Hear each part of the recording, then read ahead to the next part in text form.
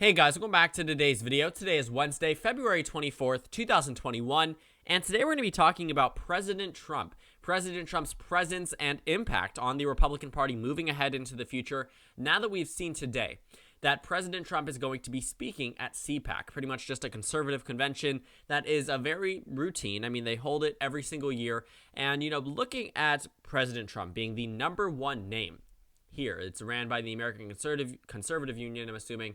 And looking at the list of names, I mean, these aren't too surprising. But the typical names that are floated and speak at Cpac, 3 years, 2 years, 1 year out from a presidential election, are presidential hopefuls. And now President Trump is going to be speaking at Cpac. And considering now that we are seeing a clash, as The Hill reports, amongst top GOP leaders, we see Kevin McCarthy saying, I think Trump should speak. And then Liz Cheney, the third top-ranking Republican in the entire House of Representatives, saying, absolutely not. Looking at the difference here, I think highlights the divide within the Republican Party, and President Trump being floated as a name now official at Cpac is honestly just a very interesting result of what I would say is just the Republican Party's reluctance to drop this failed candidate. And, while President Trump did have a monumental effect down ballot, I do not expect him to do better 4 years from now. I do not expect him to have a very large impact on the GOP's performance 4 years from now. President Trump losing the presidency does not mean that he can just continue to stroll along, and make an impact on the GOP to a point where he's being treated as the president or treated as the face of the GOP.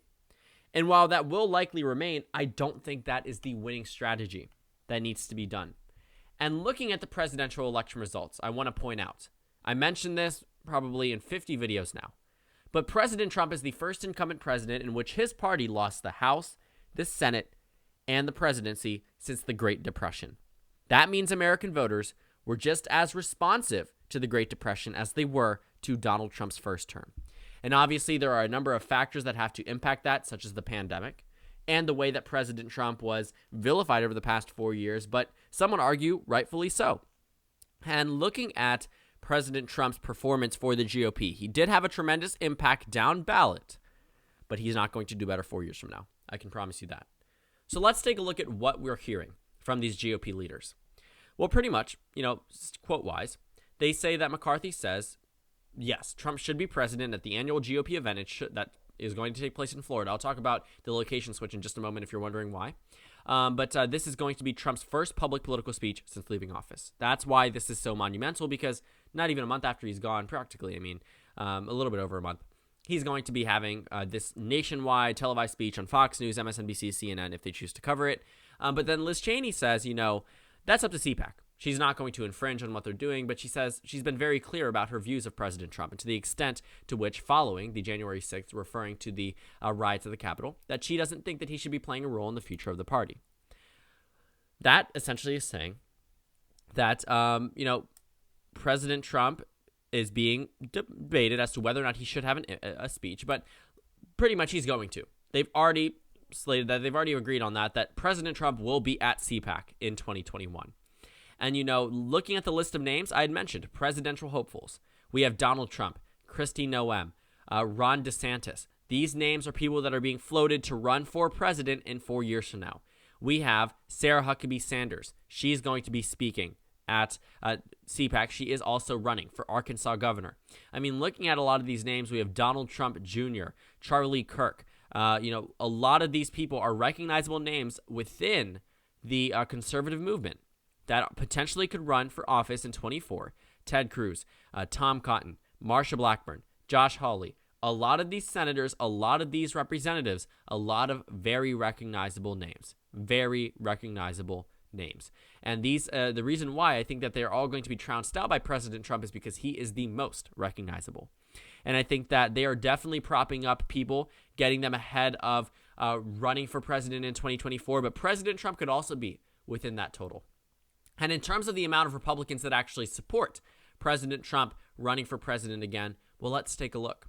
You see, right after the election, 54% of Republican voters said that they would back President Trump in a GOP primary. Keep in mind, he won the primary in 2016 with under 50% of the vote. Even when everyone dropped out with the final few primaries remaining, he still could not crack 50% of the popular vote. So President Trump was not the majority chosen, rather the plurality. But because the GOP could not coalesce around one anti-Trump candidate, he ultimately won. But then we saw immediately after the Capitol insurrection that President Trump's amount of support amongst the Republican Party dipped to 42%.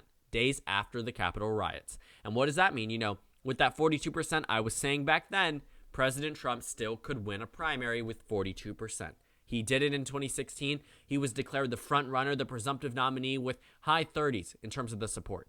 So President Trump was assumed to be the Republican nominee from the beginning, practically, after he became the front runner. But keep in mind that front runner status only required him to get 25, 30% of the vote at most until everyone started dropping out. Seriously, go look at the numbers.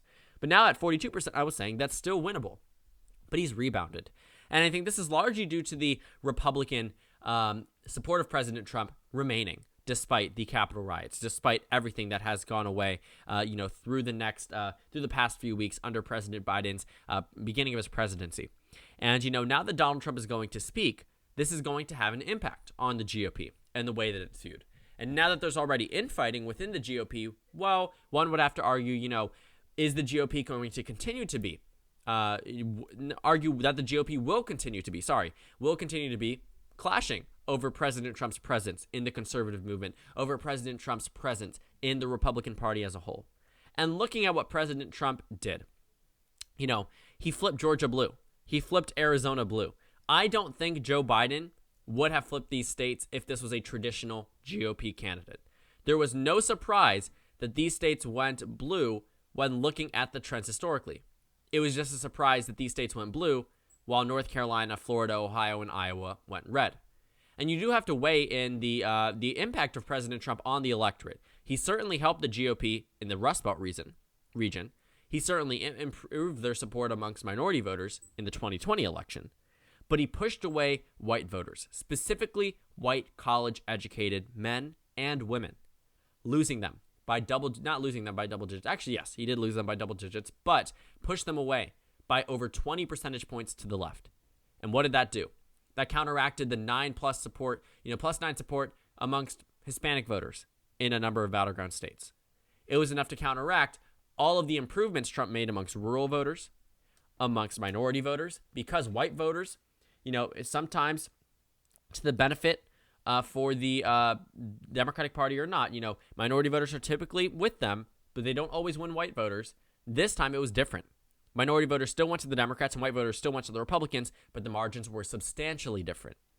And that's what led states with Georgia and Arizona with big metropolitan areas with a lot of white suburban voters to move away from Donald Trump. While we saw areas like Miami-Dade County in Florida, where Trump gained 200,000 votes relative to his performance in 2016, Joe Biden lost 8,000 relative to Hillary Clinton's performance. Huge Hispanic counties across the country. If we looked at the shift from 2016, Starr County in Texas is a perfect example, got 55 points more Republican, heavily Hispanic county. Looking at the areas where Trump did better, he did better amongst minority counties, rural counties, but then where Biden did better, he did better in areas like Maricopa County and Cobb County and Fulton County in the states of Georgia and Arizona and in other areas in the Rust Belt as well. So looking at Biden's performance, I do not think that Biden would have won Georgia and Arizona had there been a Mitt Romney or John McCain-esque type candidate. Do I think that the Republicans would have won Florida in that instance? Probably not. It's going to have you're going to have to weigh the electoral gain from Trump being on the ballot versus the loss. But the fact is, while Trump may have been able to improve the Republican Party's standing among certain groups, he still lost. The House of Representatives did not flip back. President Trump promised there would be a red wave, and in a sense there was, but not enough to win back the House. It may be a very narrow majority, but the point still remains the Democratic Party has their first trifecta since 2011. Looking at the Senate results, the Democrats were on track to win the Senate, and they did. They didn't win by the margin they wanted to, but despite the Republican Party winning almost all of the competitive states, they still ended up losing. Looking at the toss-up states, the Democrats just won by just taking out Georgia. Like I had mentioned, had it been any other type of candidate, the Republicans undoubtedly would have won Georgia. But looking at the results, at the end of the day, you can't argue that President Trump should run in 2024 because of the 2020 results. He may have came close, but losing is still losing. And if you're polling worse than you did amongst Republicans, I would say somewhat worse. If he was to say that he would have lost before he had denied the election results, he probably would have 70% support, which he actually did. You can take a look at those numbers. But the Morning Consult only did this poll from November 21st through 23rd. What you'll notice is that President Trump's numbers did decrease after the Capitol riot, rebounded to 54%. But you cannot say, this is a reason why Trump should run again. If he's not going to gain more supporters than he did previously, well, he's not going to win. And, it is going to take another type of Republican to run. And also, really briefly, I'm going to tell you exactly why they moved out of Maryland for Cpac this year. This is my county. I live in Prince George's County. This is a county where Trump got 8.7% of the vote here.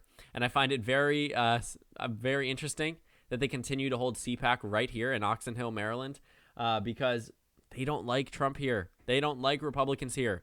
Didn't even vote for Hogan, and Hogan won in the state by double digits. I mean, my county, absolutely against the Republican Party. So I just really never understood why they held it here. I guess historically speaking, I would see why, because it wasn't always a safe state for the Democratic Party. Kerry only won it by low double digits. But looking at where it is now in Florida, well, it makes sense. COVID restrictions are very different. Ron DeSantis probably doesn't care about it at all. Realistically speaking, the fact that there are no mask guidelines really anywhere in the state is an indicator of which two Republican governors cares more about the COVID-19 and COVID-19 response. But maybe that's just me because I'm from Maryland. Things are okay here. But that's why it's down in Florida rather than in Maryland. So that's sort of the reason why it's there. But main takeaway is Trump is going to remain a face of the GOP. This is the first chance for him to speak, and he's taking it. This is the first chance for him to get a televised speech, and he's taking it. President Trump wants to have this media coverage because I can guarantee you if he runs in 2024, he could win that nomination if the Republicans fail to coalesce around an anti-Trump candidate as they did previously. And if he's at 54%, he undoubtedly wins the primary. But if he's at that 42% number, they could do it. Maybe if they completely back Christine Noem or completely back Ron DeSantis or completely back Ted Cruz or completely back Tom Cotton or Josh Hawley or any of these top names, if they choose to completely back one candidate, okay, maybe. But we are going to see a split. And I do think at this point, if Trump continues to maintain this presence within the Cpac community, within the Republican Party, he is going to run for president in 2024, and he is going to ride these numbers to history. And one thing I want to point out, this support is not just 54%. Look at that 54% number, and then look at the amount that would support Mike Pence. If Mike Pence chooses not to run, 12% immediately to Trump. 6% to Donald Trump Jr. If Donald Trump Jr. decides not to run, an additional 6% immediately added to Donald Trump. So where does that put him? That puts him at 72% at baseline support, because if Trump announces, Mike Pence isn't going to run against him, at least for Trump's sake, and also for Mike Pence's as well. Donald Trump Jr. is certainly not going to run against his father. You add these numbers together, that brings 72% support at a baseline for Trump. 54% is assuming that his son and his vice president runs against him. That's not going to happen. So 72% support really goes to show that President Trump's support amongst the Republican Party isn't as wavered as it may seem. While there is infighting, you also have to realize Liz Cheney is only one of 10 Republicans to join the Democrats in terms of impeaching Trump. One of 10. And the only reason why her name is being floated in this article is because I'm sure that there are 9 other Republicans who disagree with Trump being president at Cpac, is because she is the third highest ranking Republican in the House of Representatives. Third highest ranking Republican. So Liz Cheney is someone who has been a top name within the GOP. She's Dick Cheney's daughter. She's from Wyoming, a very conservative state, so she's fine for her reelection bid. She just has to worry about a primary. But the only reason why her name is being floated is not because she's opposing Kevin McCarthy, as I'm sure those 9 other Republicans are, but because she's a top name. So while you're going to see these headlines about the clash, that is true. But you also have to realize that there's maybe just 30% support amongst the Republican Party that isn't loyal to Trump or Trump type of candidates or Trump type of, White House people, Donald Trump Jr. or Mike Pence. a lot of that support is going to immediately jump to Trump if he chooses to run in 2024, and the other two do not. So overall, main takeaway is, Trump is still going to remain very present within the Republican Party. I know many of you guys do not want a lot of coverage on him. I've tried my best to not mention him as often as I did previously, obviously, because he's no longer president. But at the same time, President Trump is going to maintain to have this presence, and he's going to impact a lot of who's going to be elected in the primaries. He may not impact the general much. I honestly don't think he will, but I do think that he's going to have a huge say in who gets primaried and who gets the nominations and who's going to be targeted heavily in 2022. So thank you guys so much for watching this video. Make sure to comment down suggestions below. Subscribe on the left if you haven't already, and check out the Instagram and Twitter. At the bottom left of the screen, there's also a Discord server for you to go ahead and join. On the screen, there's a video you can watch, and then a playlist for my post-2020 election videos. Again, thank you guys so much for watching, and I will see you all later today.